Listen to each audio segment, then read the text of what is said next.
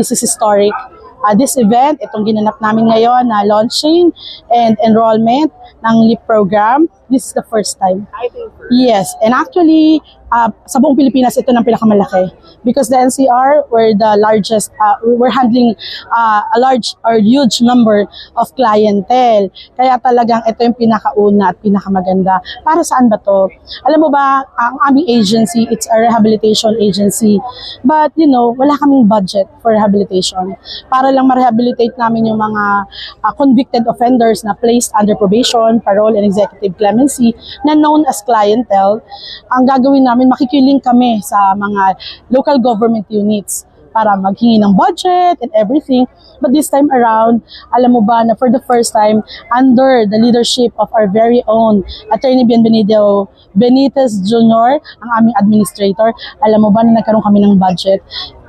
44 million. Napunta sa amin yung 3.8 sa NCR kasi malaki kami. And the other regions, yung malalaki, may 6.8, meron namang 6 million, yung iba naman 1 million, depende, prorated siya. Sa amin 3.8, yes, whole year. Bali 900 pesos yung bawat isang client for whole year. Pero alam mo ba, sasabihin ng iba maliit. But you see, this is very significant para sa amin.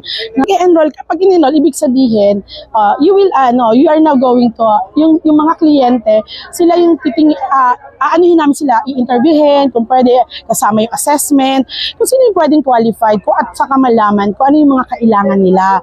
Halimbawa, kung sila ba ay kailangan ng education, gusto nila magpatuloy ng pag-aaral, di pupunta sila rin sa edukasyon.